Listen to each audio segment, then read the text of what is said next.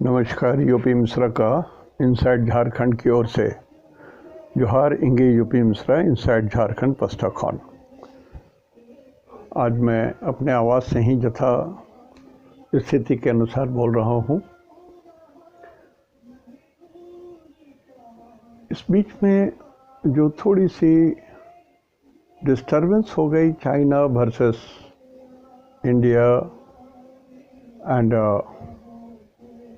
अप्रत्यक्ष रूप से कहीं अमेरिका कहीं रूस, मतलब ये ग्लोबल सिचुएशन कुछ इस ढंग से हो गए कि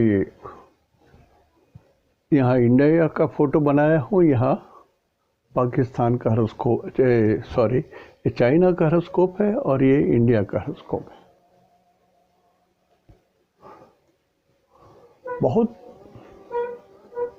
बहुत पहले की बात है, जब मैं गार्डन डिश बंगाल में रेलवे में नौकरी करता था, तो जाते वक्त हमको नदी पार करके उस पार स्टेशन की ओर जाना पड़ता था और जेटी के लिए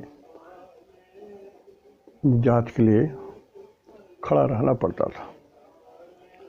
उसमें अचानक शाम को मेरे दिमाग में एक बात आई कि गणित वणित तो ठीक है, फलित भी ठीक है, क्यों ऐसा नहीं हो सकता है कि कुंडली कुछ ऐसे ढंग से देखी जाए कि बस आँख से दिखाई दे और उसी से कुछ बहुत सारी चीज़ें समझ में आ जाएं। To make it more easy, the easiest form of observation. तो उसमें हमने एक छोटी सी अपनी नोटबुक कही या पुस्तक हमने अपनी बनाई थी, सीधी बात, और वो 15-20 पन्नों का था। मैंने उसको पूरा इलस्ट्रेट नहीं किया। I have given it to my son to illustrate it. स्टेट अभी देखने की कला, सीधी बात। Hopefully I will be able to bring it out quickly, कारण कि हमारी एक किताब अभी जब तक ना निकलेगी दूसरा बोलने में थोड़ा दिक्कत होता है। तो आज मैं भारत और चीन के बारे में बता रहा हूँ। चीन, एक आदमी बहुत दिनों से हमारे ऊपर घात लगा करके बैठा हुआ है और रोज कुछ न कुछ कर रहा है, रोज कुछ न कुछ कर रहा है। और हम लोग ये आशा कर रहे हैं कि वो भला आदमी जब बन जाएगा तो झमेला खत्म हो जाएगी। ये हम आशा कर रहे हैं, because we are all gentleman. A gentleman always thinks about gentle things. जैसे गाय है, उसको सिंग है, काउ इज हैविंग ए सिंग। ये सबसे लाचार हमारी माताएं हैं। लेकिन जो सबसे बली है, शेर है, चीता है, बब्बर शेर है, दे डोंट हैव एनीथिंग, कुछ नहीं। दूर से वो भयानक नहीं लग सकता है, लेकिन जो बच्चा देखेगा तो डरेगा गैया से कि गैया के पास सिंग है। ये झूठा डर है। लेकिन जिसके सिंग नहीं है वो तो खा जाएगा हमको। वही चीज़ चाइना के साथ है। हम लोग ये सोच रहे हैं कि कभी तो चाइना का बुद्धि बदलेगा। अब जिस कारण से भी हो, एक फर्स्ट ग्लैंस से देखना चाहिए पहले। What is difference between India and China. China जब स्वतंत्र हुआ उस समय लगन था इसका 10 नंबर। 10 नंबर माने शनि। तो इसका लगना लॉर्ड 8th हाउस में चला गया है। 1 2 3 4 5 6 7 8। लगना Lord in 8th house is a bad situation.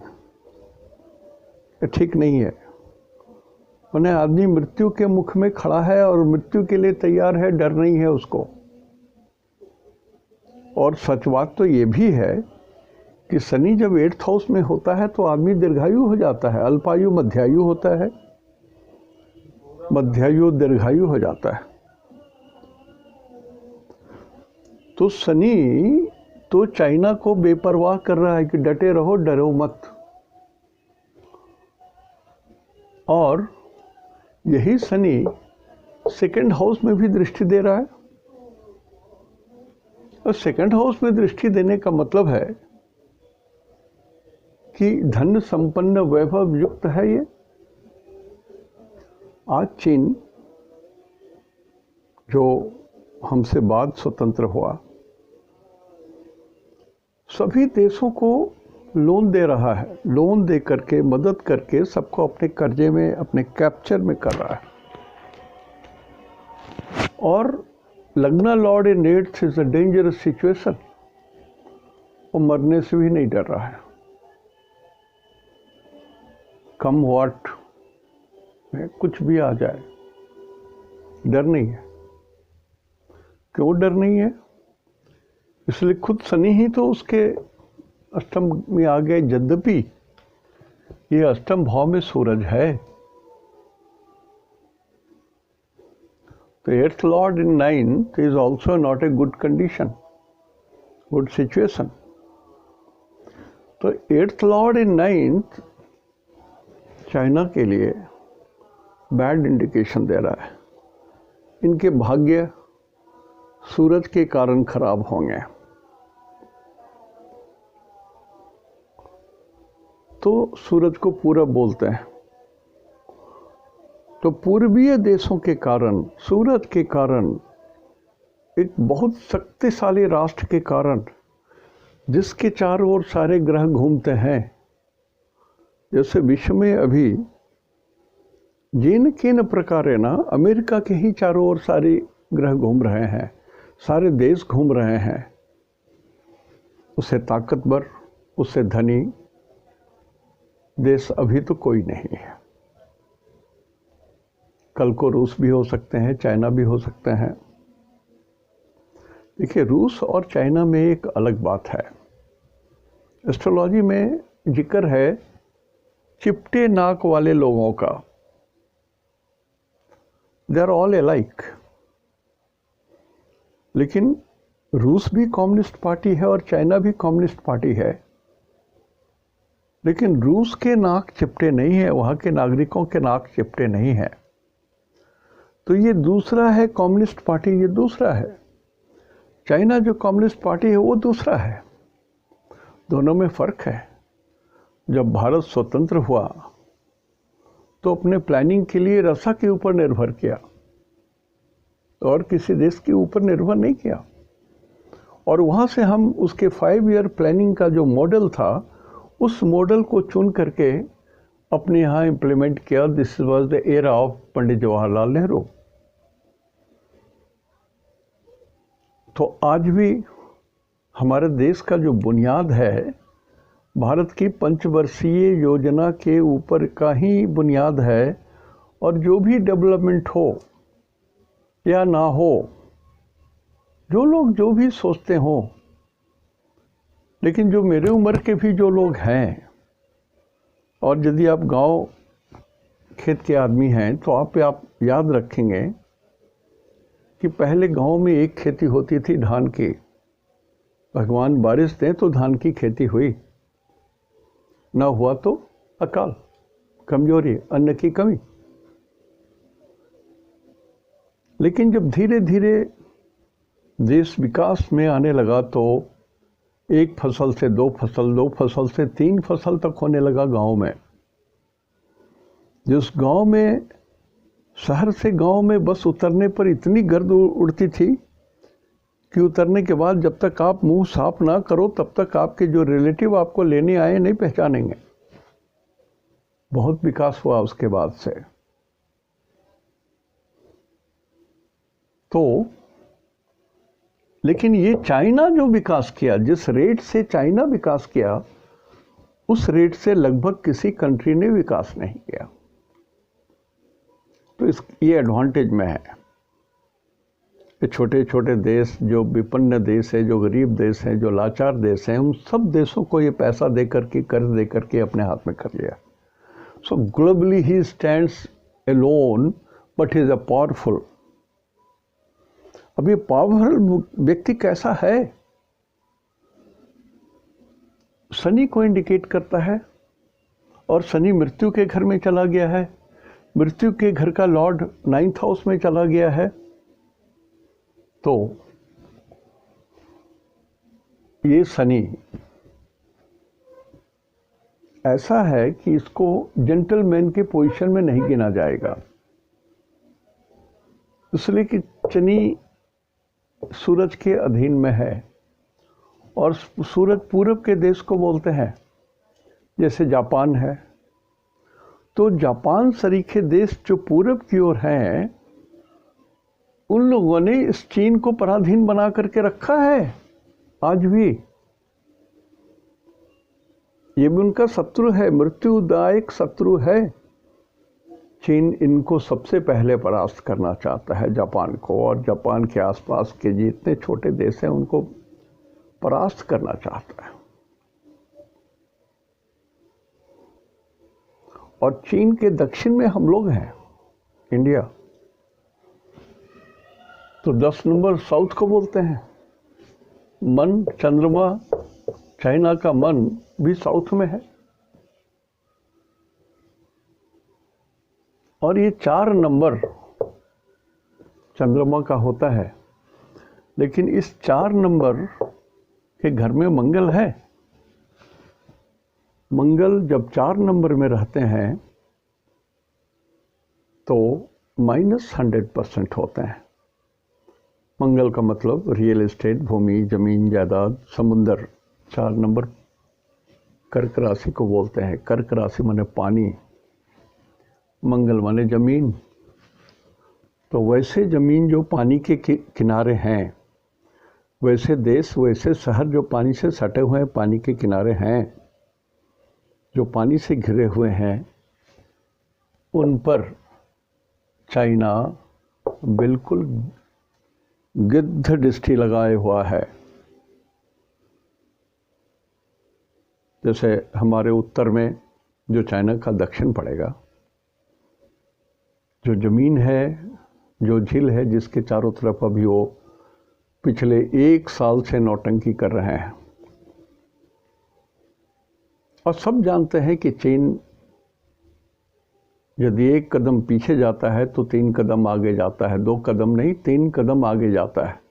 2 कदम दिखाई देता है और 1 कदम दिखाई नहीं देता है, तो गुप्त रूप। और ये 5 number is a fixed sign. तो चाइना का जो शनि है वो फिक्स्ड साइन में है। शनि माने चाइना, वो फिक्स्ड साइन में है। वो एकदम जिस चीज पर ठान लिया सो ठान लिया, मर जाए तो मर जाए, सुधरेंगे नहीं, ये स्थिति है। अब हम लोग बोले कि चाइना बेईमानी कर रहा है, ये कर रहा है, वो कर रहा है, जबरदस्ती कर रहा, करेगा, कारण कि उसकी फितरत में ही लिखी हुई है। तो आप क्यों भगवान से आरती कर रहे हो कि भगवान वो सुधर जाए तो हम लोग? ऐसा नहीं होना है। 1962 में भी युद्ध हुई थी, वो भी जबरदस्ती चाइना ने युद्ध किया था, उसकी नीयत खराब थी। और तो thanks to the weather condition, जिसके कारण वो अधूरे में छोड़ करके चला गया हम लोगों को।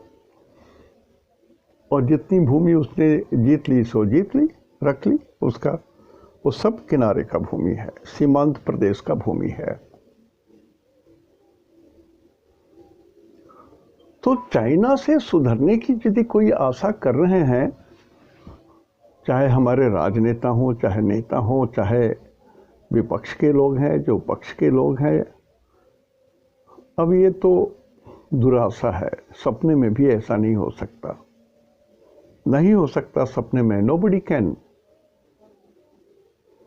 जैसे मैं जासूसी किताब पढ़ा करता था बहुत ज़्यादा।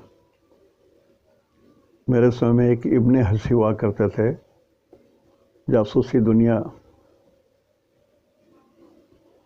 उनकी मासिक पत्रिका निकलती थी, और पेरी मेसन का भी हमने बहुत करीब करीब पूरा सीरीज पढ़ा। उसमें एक जगह उन्होंने लिखा था blackmailer, how to deal with a blackmailer. 3 चीज उन्होंने लिखा: pay the blackmailer, blackmail the blackmailer, kill the blackmailer.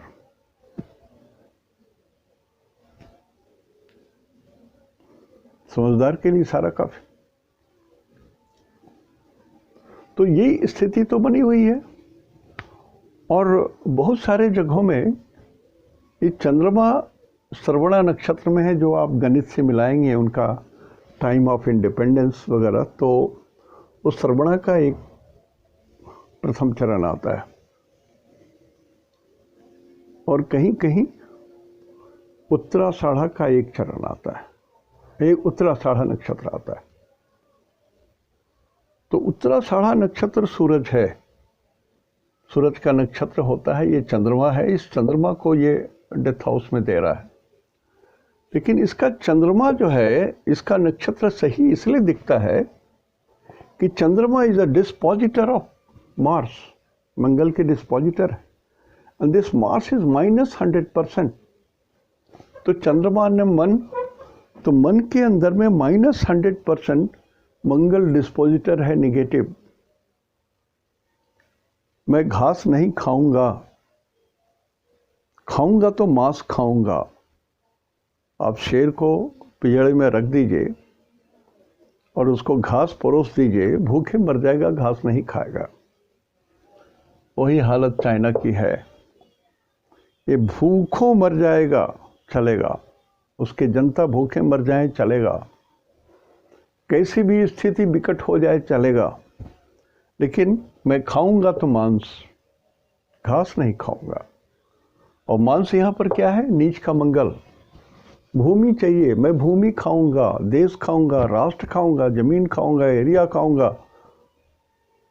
तो इनके अंदर में जो बात है वो है हड़पना, दूसरे की भूमि हड़पूंगा। और जितने लोग की नाक चिपटी है, उन लोगों की यदि भूमि है तो वो तुम्हें हड़पूंगा ही। इसलिए यदि चाइना नेपाल को मदद कर रहा है तो उसके पीछे में उसकी चाल है हड़पने की। बांग्लादेश को करेगा तो उसकी चाल हड़पने की है, श्रीलंका को करेगा तो उसकी चाल हड़पने की है। चाल सिर्फ हड़पने की है। कुछ लोग बोलेंगे कि मिश्रा जी बहुत बोल रहे हैं, लेकिन मैं आपको अपनी कहानी बताऊं। मैट्रिक में जब पढ़ता था तो परीक्षा देने के बाद छुट्टी मिल गई थी, रिजल्ट नहीं निकला था। उन दिनों मेरे पिताजी कांग्रेस के प्रेसिडेंट हुआ करते थे चंपारण में, बोल चुका हूँ, राजेंद्र प्रसाद के साथ काम कर चुके हैं। तो मैं नेपाल घूमने गया। नेपाल में देखा चाइना जो रोड कंस्ट्रक्शन कर रही थी, ब्लडी इतनी मोटी, मैं उसमें भी थोड़ा सा इंटरेस्ट था, इतनी मोटी और बहुत बड़े आकार में कंस्ट्रक्शन हो रहा था। और अमेरिका भी नेपाल में पड़ा हुआ था, लेकिन उसका एक हॉस्पिटल था, नाम था डंकन हॉस्पिटल। नेपाल में अमेरिका का प्रेजेंस जो था वो हॉस्पिटल के रूप में था, to help, to give assistance, मरते हुए आदमी को जिंदा करो। और इनका जो रोड कंस्ट्रक्शन था कि जब मैं समझ गया था उसमें, मेरे समझ में उसमें भी आ गई थी कि इनकी टैंक, इनके बड़े बड़े भारी वाहन इस रास्ते से आकर के नेपाल में आ जाएं और किसी तरह से उनको नेपाल को ये हड़प लें। आज वही स्थिति है, सही में वही स्थिति है। तो अब चीन की ये बनी हुई नियति है, वो फिक्स्ड है, वो बदलेगा नहीं। आप आरती उतारो, 100 मन धूना जला के उसकी आरती उतारो, कुछ नहीं होगा, ये बदलने वाला जीव नहीं है। तो हमको तैयार रहना पड़ेगा, तभी संभव है। बिन भय होत न प्रीति। तो इससे भी यदि कोई 20 होगा उससे ये डरेगा, लेकिन फिर भी ये घास नहीं खाएगा, फिर भी ये जमीन हड़पेगा। अब मैं पूरी में नहीं कुछ करना चाहता, सिर्फ इनके 3rd हाउस में द लग्न इज 10, चंद्रमा इज इन 10, तो चंद्रमा से तीसरा, लग्न से तीसरा ये राहु है। तीसरा बाहु को बोलते हैं, तीसरा पड़ोसी को बोलते हैं, नाइबर को बोलते हैं। तो इसकी पर्सनालिटी में राहु आ गया। What is Rahu? Rahu is षड्यंत्र। राहु मीन्स षड्यंत्र। राहु का पहला ट्रेट है धोखा देना, छल कपट प्रपंच करना।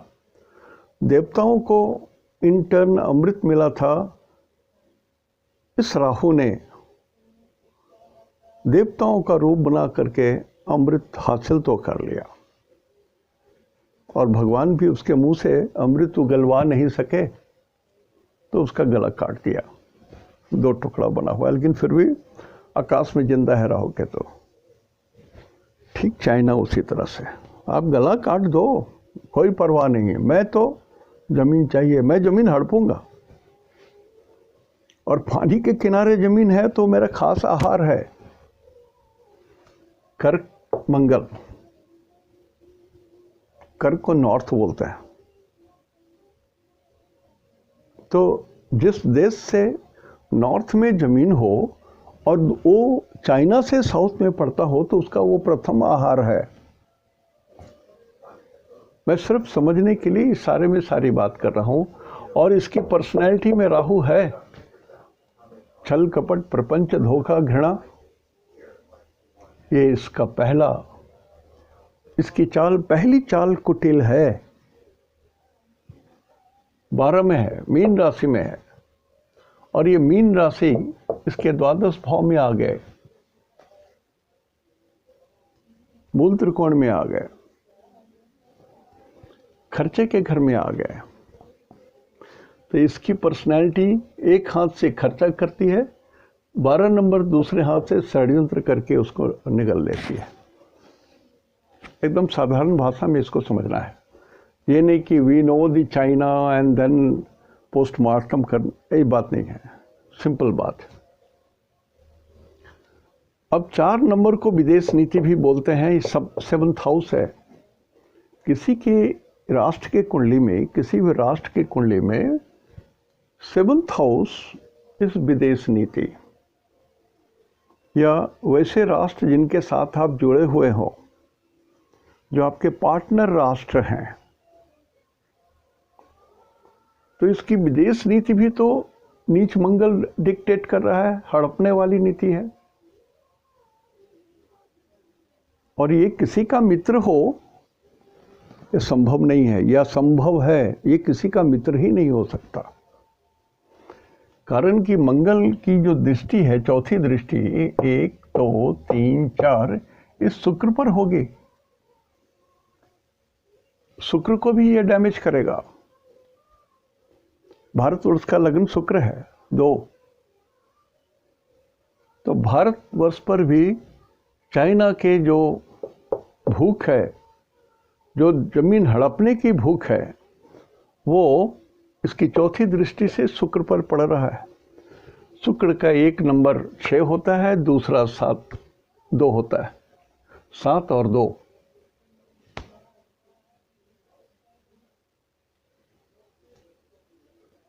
तो ये बदलने वाला नहीं है। जैसे लोग बोलते हैं ना, पाकिस्तान ने घुसपैठिया भेज दिया, ये कर दिया वो, अरे आप दरवाज़ा खोले रखे हो तभी तो कोई ढुक रहा है आपके घर में।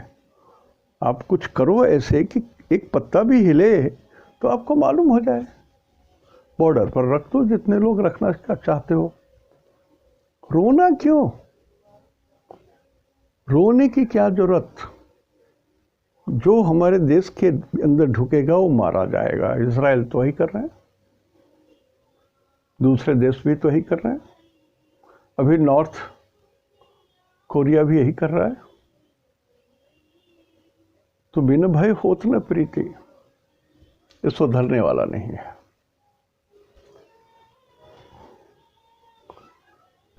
Coming to India. भारतवर्ष का 2 नंबर है और मंगल की क्रूर दृष्टि इसके लॉर्ड शुक्र होते हैं, इस क्रूर दृष्टि शुक्र पर है। So India is in danger due to Mars of China 10 number. लेकिन ये 10 नंबर भारतवर्ष के कुंडली में उसके भाग्य में है। यदि चाइना और इंडिया दोस्त हो जाते, यदि चाइना की नीयत बदल जाती तो चाइना के कारण भारतवर्ष का भाग्योदय बहुत तेजी से होता और बहुत होता, ये सत्य है। हमारा एक फ्रेंड जो पाकिस्तान से भाग करके इंडिया आया हुआ था, उसका पूरा परिवार पाकिस्तान में ही है, आधा से ऊपर परिवार पाकिस्तान में। वो बोलता था, जब मैं इंजीनियरिंग में पढ़ रहा तो कहता था कि भैया इंडिया पाकिस्तान में युद्ध होता और इंडिया हार जाता ना तो हम बहुत खुश होते। हमने कहा यार आस्ते से बोल दो, मारा जाएगा तू। बोलता था नहीं भैया, लॉजिक है, इंडिया और पाकिस्तान में युद्ध होगा तो इंडिया कभी पाकिस्तान को इंडिया में नहीं मिलाएगा। घटना पहले भी हो चुकी है, लाखों के लाखों सैनिक बंदी बना के खिला पिला के मोटा करके उनको हम लोगों ने छोड़ दिया। तो कहा कि यदि पाकिस्तान इंडिया को जीत लेता तो हम अपने परिवार से मिल सकते थे। जो भी हो, उसके दिल की एक भावना थी जो उसने प्रकट किया कि यदि पाकिस्तान इंडिया को जीत जाता तो फिर पहले का अकबर बाबर के समय का समय हो जाता, तो हमारा परिवार से हम मिल सकते थे। लेकिन इंडिया कभी पाकिस्तान को जीतने के बाद भी आपस में नहीं मिलाएगा। सो मेरा परिवार जो टूट गया है, जो अधूरा छूट गया है, मेरी नसीब फूट गई, वो फूटा ही रहेगा। ठीक वही बात है। ये चाइना सुधरने वाला नहीं है, लेकिन हमारी स्थिति ऐसी है कि हमारे लग्न में राहु है। षड्यंत्र, धोखा। भारतवर्ष षड्यंत्र का ग्राउंड है। जैसे युद्ध का बैटल ग्राउंड होता है ना, उसी तरह से भारतवर्ष एक ऐसा देश है जहाँ पर धोखा, षड्यंत्र, छल, कपट, प्रपंच फलते फूलते हैं। आपने देखा हमारे देश में सिर्फ घोटाला घोटाला घोटाला घोटाला घोटाला। लोग बोलते हैं कांग्रेस के समय में घोटाला हुआ था, इतना बड़ा घोटाला हुआ था, हमारे समय तो इतनी बड़ी बात हो रही है। मतलब आप चोर हो तो हमारा चोर होना जस्टिफाइड है क्या? किसी का भी नहीं, वो सब बात नहीं है। बात यह है कि भारतवर्ष जब स्वतंत्र हुआ उस समय ये राहु लग्न में था। This was bad luck, bad luck to India because of this Rahu. इस शुक्र को 2 नंबर को राहु हमेशा सताता आएगा। राहु विजातीय को बोलते हैं, चाइना भी विजाति में आते हैं और हमारे पड़ोसी भी विजातीय में आते हैं। तो उनका हमारे ऊपर छल कपट प्रपंच धोखा कभी नहीं छूटेगा। नहीं छूटेगा तो नहीं छूटेगा, ये भी सत्य है। जैसे चाइना नहीं सुधरेगा वो सत्य है। अब ये जो हमारा शुक्र है वो सूरज, शनि, चंद्रमा, बुध, शुक्र के साथ पर्सनैलिटी में आ गया। तो हमारी पर्सनैलिटी में आ गया कि हम ठगे जाएं, धोखे में आए, परेशान हो। हमारे राष्ट्र में, हमारे देश के अंदर में, चाहे ब्लॉक का एक चपरासी हो, चाहे बड़ा से बड़ा ऑफिस का वो अदना सा चपरासी हो, सबके नज़र में षड्यंत्र, धोखा, लूट लूट लूट और लूट सको सो लूट। बोलने को बोलते हैं मैं भ्रष्टाचार, मैं भ्रष्टाचार ना, मैं बोल सकता हूँ, मेरे अंदर में साहस है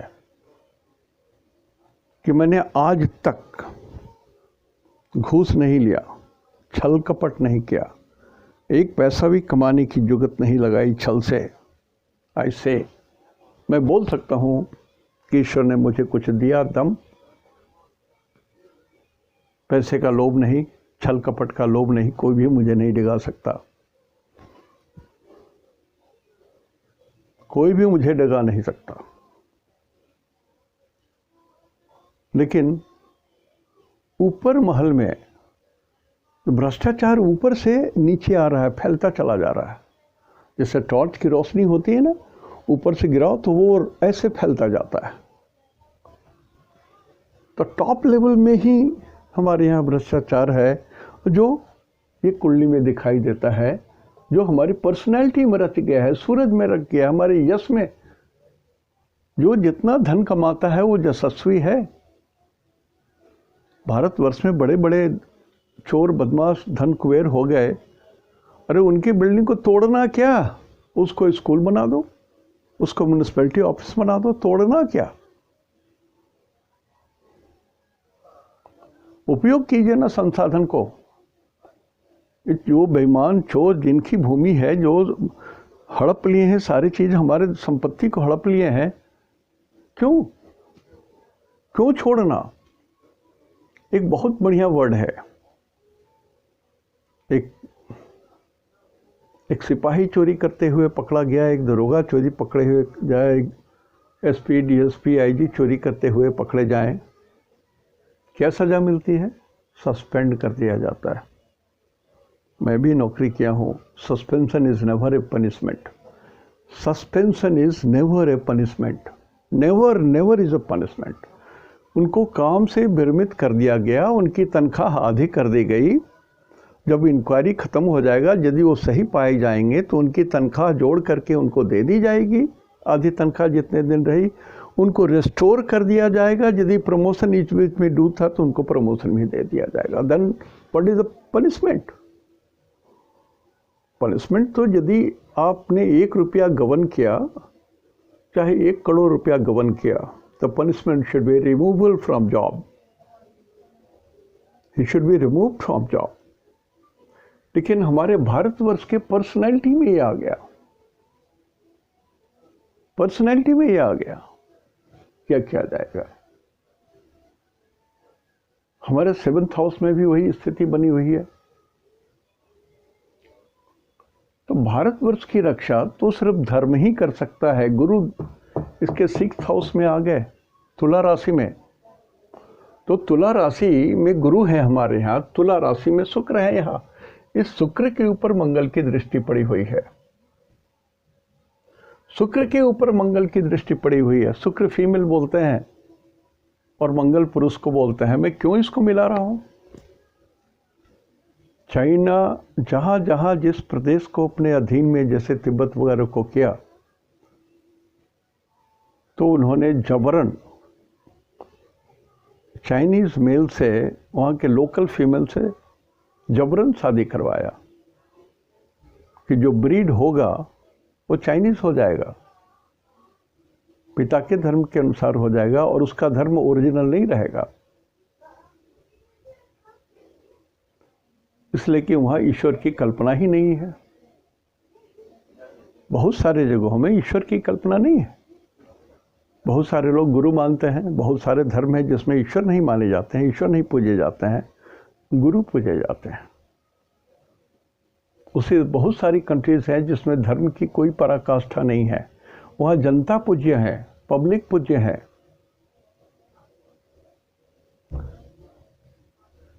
तो ये स्थिति बनी हुई है। और एक बात मैं बताऊं, 10 तारीख सितंबर, 11 तारीख, 12 तारीख, 13 तारीख को 10:30 बजे दिन तक और 10 तारीख के रात्रि 2-2:30 बजे से शुरू हो करके 11 तारीख, 12 तारीख, 13 तारीख के 10:30 बजे तक, ये कुछ भी हो सकता है भारतवर्ष के ऊपर में। चाइना जो एक कदम पीछे जा सकता है, वो 3 कदम आगे बढ़ सकता है, कुछ झंझट चल सकता है। तो अब मेरी बात तो नक्कार खाने में तूती की आवाज़ है, कौन सुनेगा? कौन सुनेगा मेरी आवाज़? लेकिन भय है, भय है।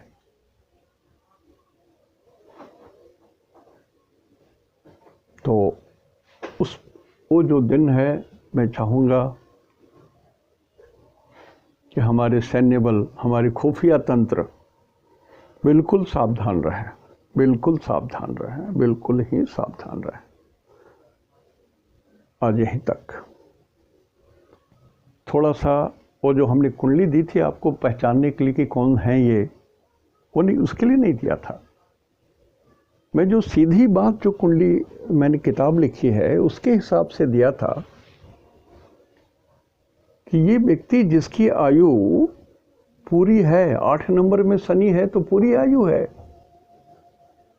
तो आयु मध्यायु हो, दीर्घायु हो, वो तो भगवान लिख देते हैं। और भगवान दिन में नहीं लिखते हैं कि दिन रात मिला के ऐसा और 1 साल नहीं। वो सांस, आपकी सांस कब तक चलेगी, जो पंप है, हार्ट का जो पंप, जो डिज़ाइन होता है, भगवान वो डिज़ाइन करते हैं कि वो कितनी बार चलेगी, कितनी बार चलेगी।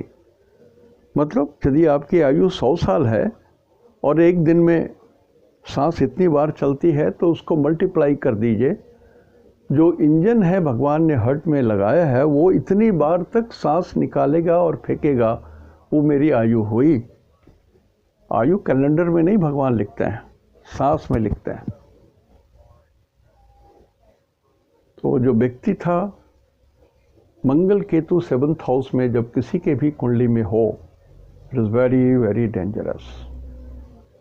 मंगली हो गया। अब मान लीजिए लड़की या लड़के के कुंडली में 7th हाउस में मंगल और केतु हो, या 8th हाउस में मंगल केतु हो, तो उसका अकाल मृत्यु होने की संभावना 99% हो जाता है।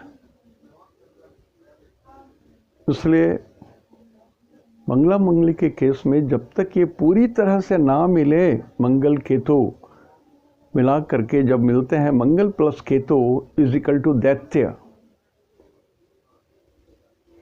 मंगल plus Ketu is equal to दैत्य।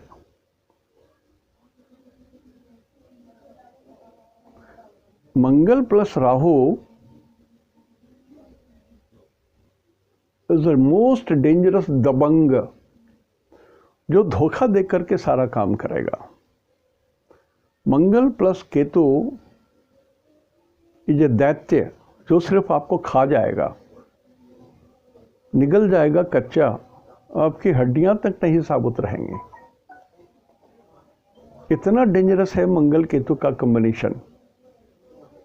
तो किसी के भी कुंडली में मंगल केतु यदि एक साथ है तो जरूर आपको बहुत ध्यान देना है।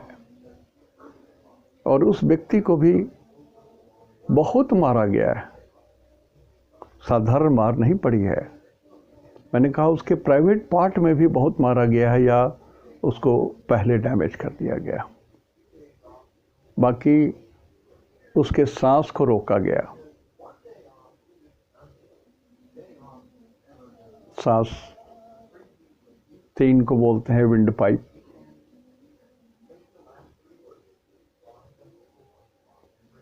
बहुत डेंजरस कंडीशन होती है। तो वो सीधी बात में इस तरह से देखना सीखिए। मंगल लग्नेश यदि 9th हाउस में हो, द बॉय इज लकी और द पर्सन इज लकी। लग्नेश 5th हाउस में है तब भी लकी है, लेकिन पिछले जन्म के पुण्य के कारण। लग्नेश 10th हाउस है तो अपने सुंदर कर्मों के कारण वो लकी है, वो उसके कारण लकी है। तो ये आपको ये समझना पड़ेगा। अब मान लिया लग्नेश 3rd हाउस में है, यदि लग्नेश 3rd हाउस में है तो आप जरूर समझेंगे कि तो वो निश्चित रूप से वो बहुत प्रतिभाशाली है, बहुत ही योग्य है, उसके अंदर में क्षमता बहुत है। इज अ वेरी फेमस गाय, बहुत फेमस गाय है।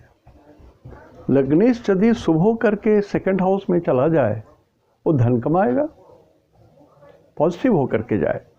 लेकिन लग्नेश यदि निगेटिव होकर के जाएगा तो पूरे खानदान का जो अर्जित किया हुआ धन है उसको वो नष्ट कर डालेगा। वो आदमी नष्ट कर डालेगा, अपने पैतृक संपत्तियों को बेच बेच करके, खा करके नष्ट कर डालेगा। तो यू हैव टू जज बाय फर्स्ट इंस्टेंस। इसलिए हमने कहा कि नक्षत्र सिद्धांत जो है वो मूल है। It has to be understood, it has to be understood. नक्षत्र सिद्धांत, लग्नेश को देखिए वो किस नक्षत्र में पड़ा हुआ है।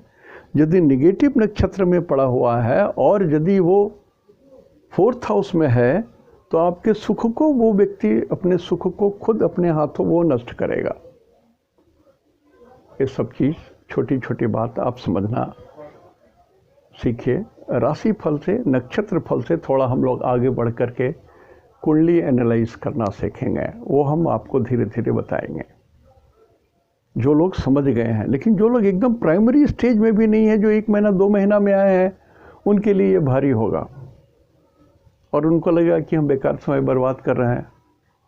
तो उनके लिए भी हमको राशिफल बीच बीच में बोलना ही पड़ेगा। लेकिन सीखने के लिए बहुत कुछ सीखना पड़ता है, जैसे दशा अंतर्दशा है वो सीखना पड़ता है, नक्षत्र सिद्धांत सीखना पड़ता है, अष्टक वर्ग सीखना पड़ता है, वर्ग कुंडली में कैसे देखा जाए वो सीखना पड़ता है।